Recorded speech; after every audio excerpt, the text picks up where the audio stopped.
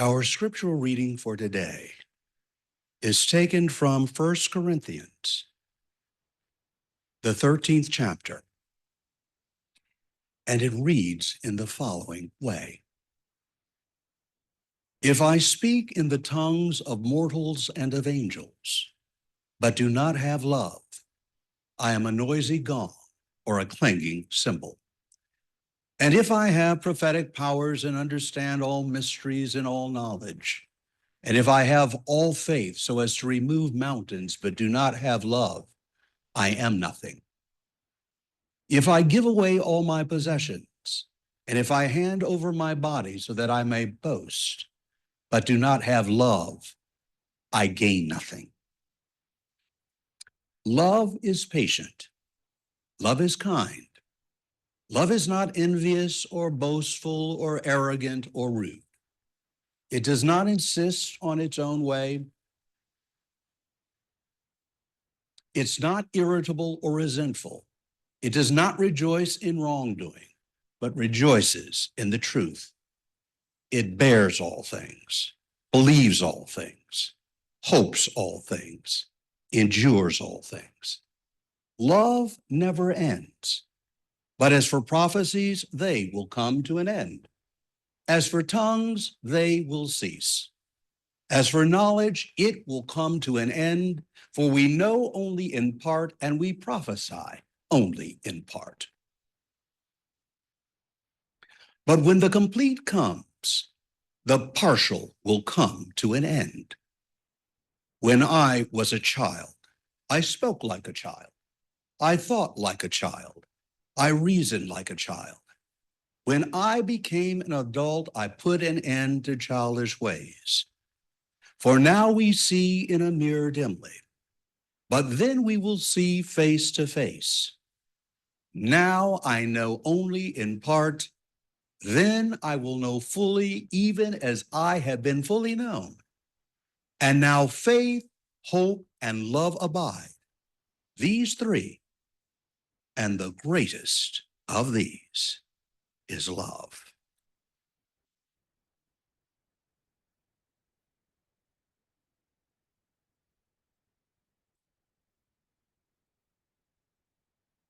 And at this time, let us prepare to engage in our topic for today. What's love got to do with it? What's love got to do with it? It was so amazing and so wonderful on last Sunday when we had the opportunity to install our very wonderful and amazing pastor, Pastor Tracy. We had a good time, didn't we? Amen? It was so wonderful to welcome her in on such a lifting and uplifting service where so many people came to share with us, to welcome Pastor Tracy into her new role as our first pastor in the way that we are so familiar to welcoming new pastors in. But on last Sunday, some of you who were here remember that the big passage that was focused in on last Sunday was this 13th chapter of the book, Paul's first letter to the church at Corinth. This passage on love. The interesting thing about the identification is this passage during the service for Pastor Tracy last week. It was not only appropriate, but I did share with Pastor Tracy at the time, Pastor Tracy, that's the passage that I was thinking about meditating on next Sunday. And she said, well, Howard, she says, clearly it's spiritually led, so it's meant to be. Amen? But certainly that passage, this passage on love, is such an amazing and wonderful passage. It is a passage that many pastors throughout the world use. Of course, when we have the opportunity to use the passage on so many different occasions, but especially during weddings. Amen? When people are getting married, this is a passage that we point couples who are preparing to get married to understand, to get a better understanding of what love is supposed to be all about. And what's amazing about this passage, too, is that this passage on loves has one of the unusual authors in terms of the New Testament scriptures, that Apostle Paul. The Apostle Paul, who is not, in his earlier life, was not so well liked, especially by persons within the Christian church. Amen? Because he was a persecutor of people of the community of faith. He did that regularly. He proclaimed that he was a Pharisee and that he liked the laws of course, the faith tradition that he was so very much a part of. But yet he persecuted very vividly. And we find, of course, if we look in the Acts of the Apostle, we get a description about his actions. He was at that time known as Saul before he joined the church. And we know that he randomly and he loved to persecute those people in this new way, this Christian community of faith. So one of the things that's surprising is that this persecutor of people of the tradition, of our faith tradition, Paul, one of these earlier persecutors, of course, we know that on the road to Damascus, he was, of course, had that great revelation, that great epiphany. And he is struck by the light of God. And God asks him, Saul, Saul, Jesus, why are you persecuting me? And we know that he's struck blind at that particular time, and he's trying to figure out other people, of course, come and sort of care for him, of course, while he's been struck in that particular way. But as he begins to think about this thing, he says, I've got to turn my life around. I can't do things in the same old way. And when he has that epiphany, he says, I'm going to turn my life around. I don't want to persecute you anymore. And Paul becomes one of the greatest leaders and developer of churches throughout the early empire, in terms of Christian empire. Paul is responsible. As a matter of fact, if we look at a lot of the letters in the New Testament, the epistles, they come from Paul, this former persecutor of people within the Christian community of faith. And this passage taken from or read in our hearing today, this passage about love, comes from this same person, Paul, who is persecuting others.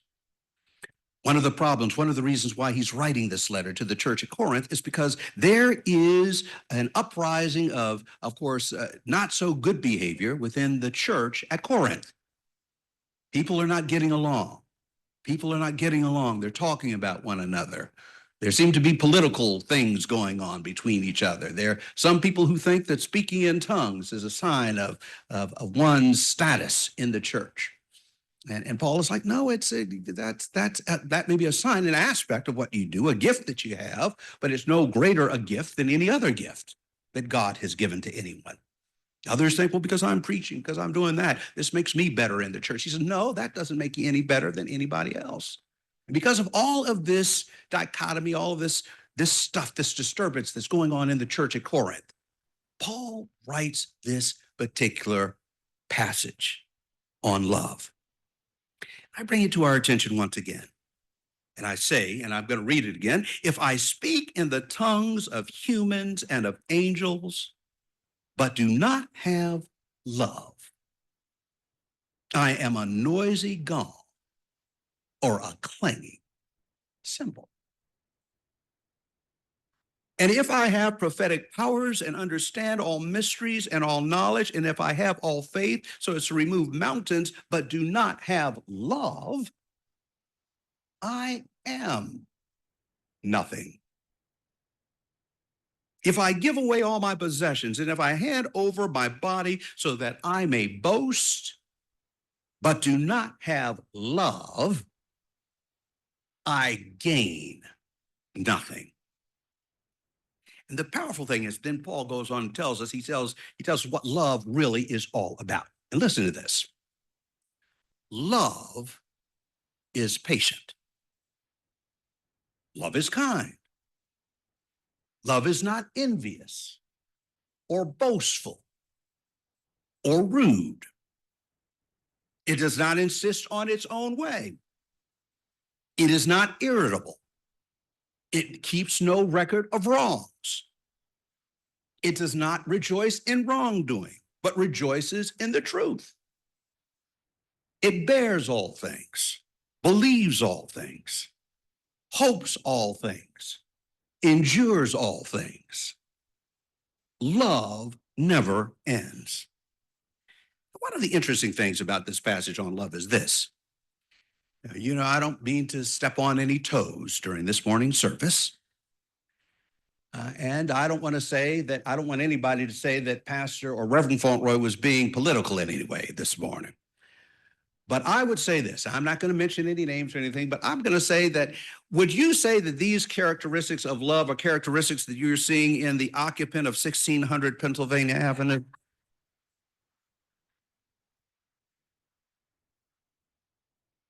Now, for those who may not know 1600 Pennsylvania Avenue, I think that's the White House in Washington, D.C.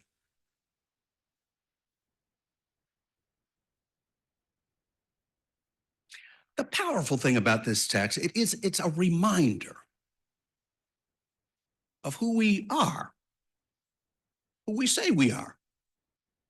We say that we're good Christian folk. We have Christian beliefs. We believe in what Christ told us to believe. How can we be acting in a way that the occupant in D.C. is acting?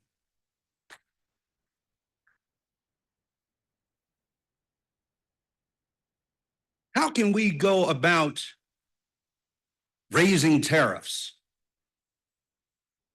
on all places in Canada? Now, Lori, like you, I go being and Jim being in Michigan, having lived in Michigan, we know that it wasn't anything big to just cross that border, go over the bridge, or go through the tunnel to get to Windsor, Canada, and to interact with persons within the Canadian community. It was nothing to go over there for dinner, to meet friends who were Canadians, to share with each other, to fellowship, to have camaraderie, persons over there, long and secure friendships. And it just meant driving through that tunnel and driving over that bridge, and immediately you were there. We know that going through that tunnel and bridge in Detroit, that's the one place where the United States is north of Canada. Amen? So we knew we could do that. That was one place. But we would go and do that and interact with our Canadian friends very easily. I have good friends over in Canada. Be perfectly truthful and honest. Friends right there in Windsor. Friends right there in Toronto. I would sometimes go over the weekend to see my good friend, Noelle Smith, she was from my college, Middlebury College, but she lived right there in Dundas, Ontario. And I would often visit Noelle right there.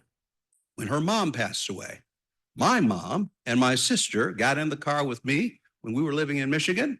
We just drove across that bridge and we drove to Dundas, Ontario, which is right outside of Toronto, to go to the homegoing service of her mother. My family knew, of course, her family as well.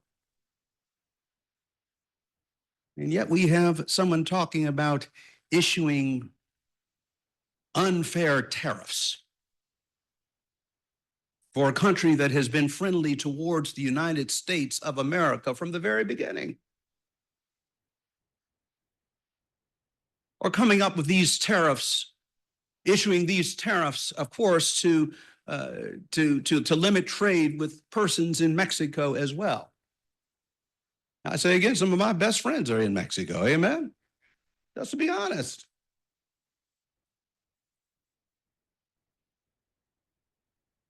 These particular actions are not the actions of someone who knows something about love. And when one speaks about love, when one speaks about agape, because that's what Paul is talking about here. The type of love that he has identified is agape love. And when we think about that term agape points to an unconditional love. It's not an erotic, it's not eros, that's another type of love. It is not philia, that's the love between friends, but it is agape. And when one speaks about agape is a type of, it's a type of parental love. The love that a parent may have for a child, a love in spite of. I don't know about you, but I had those types of parents. Amen. Type of parents that loved me in spite of. I'm going to go on and claim that. Now, are any of you those types of children too, who had parents who loved you in spite of you being who you are? Looking out for you, taking care of you in spite of your being who you are, acting in the way that you sometimes act. Like I said, I'm claiming that. Amen. My parents were the types of parents that loved me anyhow. Anyway. And when you talk about agape love, that's what it's all about. Is that any kind of love? Loving you in spite of, loving because you are theirs. In thinking about that type of love, one of the things that it makes me think of course, is on this particular day, I will acknowledge, of course, to all those who are gathered here today, that this is the day, of course, last year that I lost my mom. She made her transition on the 6th of April of last year. And in thinking about that agape love, that unconditional love that a parent has for their child, one of the things that I was thinking of was this incident when, and believe it or not, I can't believe that I remember this particular incident because I was 3 years old at the time. I was out in our backyard. My brother Charles had just been born. He was the new baby in the house, and I was the big boy in the house now. And I was outside and I was playing with my toys. And I was having a good time in the backyard playing with my toys. We lived in terms of the multicultural University District of Detroit, not too far from University of Detroit College or University. And we lived in a Tudor house, and I was in the backyard and I was playing with all my toys. I was having a great time at 3 years old, doing what I wanted to do while my parents and my baby brother were in the house at the time. I was in the backyard, and of course, I was playing and having a great time. And at one point, in terms of my playing, I thought, I said, I think I have to go to the bathroom. But I said, I'll do that a little bit later. Let me continue to play, and then I'll go when I really have to go. So I was playing in that backyard. I was back there playing with my toys and doing my thing or whatever. And then all of a sudden, my eyes open really wide. I better go. So I ran ran from the backyard or whatever, and ran around to the front of the house, and jumped up the stairs of the front in the front of the house, and ran into the lobby, and then went through the foyer and went to the back hall, and then ran all the way to the back of my father's office. That's where his office was located. And I jumped up and down and said, I have to go. And mom said, well, what's going on? I said, I have to go to the bathroom. I have to go. And she said, okay, let's help you. Let's get you ready to go. So I was wearing some coveralls at that particular time. And it's like, oh, I have to go. I was squirming. I've got to go. I've got to go. And she got those coveralls also. So I was ready to run up the stairs or whatever. And I was running up those stairs. And all of a sudden, I didn't make it. And I will confess that at that time, I perhaps gave one of my best Academy Award winning performances because I didn't make it up those stairs. I said, fell on the stairs. And I, of course, marched down, crying, etc. Went back down to Dad's. I can't believe it. I didn't make it. I didn't make it. I didn't make it. And mom, she said, well, Howard, she says, that's okay. She says, let's go and get you washed up. So she took me by the hand and very softly and led me upstairs or whatever, even though I was, I can't believe I didn't make it. I've made it all this time or whatever. And here I've, at 3, I was just so despondent and so terrorized by not having made it. So she leads me up there to my bathroom, where my bathroom is located, and gets out some, of course, washcloths and some other things just to wash me up, and prepares to get some pants, etc. She said, Howard, she says, you have been doing such a good job. You have been doing it. You've been making it to the bathroom. She said, well, what happened on this occasion? I said, well, I figured, I said, well, I need to go. But then I said, well, no, I said, yeah, I'll just play in the backyard for a little while longer. I'm not going to go at that time. And she said, well, Howard, she says, I said, yes. She said, well, Howard, she says, maybe the next time, she says, when you feel like you have to go, it's probably best to go on and go. And that way, we can save whatever takes place, this type of thing. I thought about it. I said, yeah, you're right about it. She said, well, what? Well, she says, what did you do when you finally figured you had to go? I said, well, I ran. I said, I got to go. And I ran to the front of the house and I ran through the front door. And she said, well, Howard, she says, well, why did you run to the front door? And I thought about it. I said, why did I run to that front door? That rear door is a little closer. And I said, well, I ran to, and she said, well, maybe the next time you might want to run to the rear door because it's closer. And I thought about it. I said, yeah, that makes sense. That makes sense. That's what I should have done.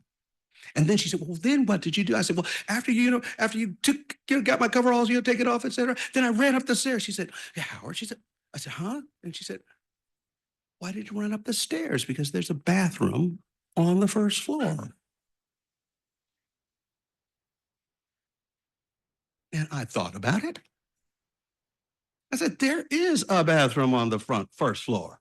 Why did I run up all those stairs when I could have made it to that bathroom on the first floor? And I was thinking about those things, and mom was she got me washed up, etc. And put on my new pants. I put on my new other set of pants. And one thing that I noticed, the pants that I put on this time were not coveralls. Amen. They were a little bit shorter, something easier for me to get out of, if I needed to. But one of the reasons why I'm sharing that particular story is because that unconditional love of a mother for her child, that type of love of loving you in spite of, loving you just for being you, doesn't have anything to do with what I was going to say or what I was going to do. Mom was going to love me anyhow. Make sure that I got dressed up and got my new pants on, etc. And I went back out to playing, but I came out a little bit wiser. But some of the qualities that I'm thinking about is these qualities that, of course, this particular passage in Paul identifies as he's saying what love is all about. Love is patient. Love is kind. It is not envious or boastful or arrogant or rude. It does not insist on its own way. It is not irritable. It keeps no record of wrongs. It does not rejoice in wrongdoing, but rejoices in the truth. It bears all things, believes all things, hopes all things, endures all things. Love never ends. Listen to what Paul says here. But as for prophecies, they will come to an end. As for tongues, they will cease. As for knowledge, it will come to an end. For we know only in part, but then we will know even as we have been fully known. When I was a child, I spoke like a child. I thought like a child. I reasoned like a child. When I became an adult, I put an end to childish ways. For now we see only a reflection as in a mirror, but then we will see fully as we see face to face. Now I know only in part, then I will know fully, even as I have been fully known. And here comes the crux here. And now faith, hope, and love remain. These three, and the greatest of these is love. The word to the wise is let's head out with some love. Amen. We need love. Love to get us through these challenging times in which we now live. Amen.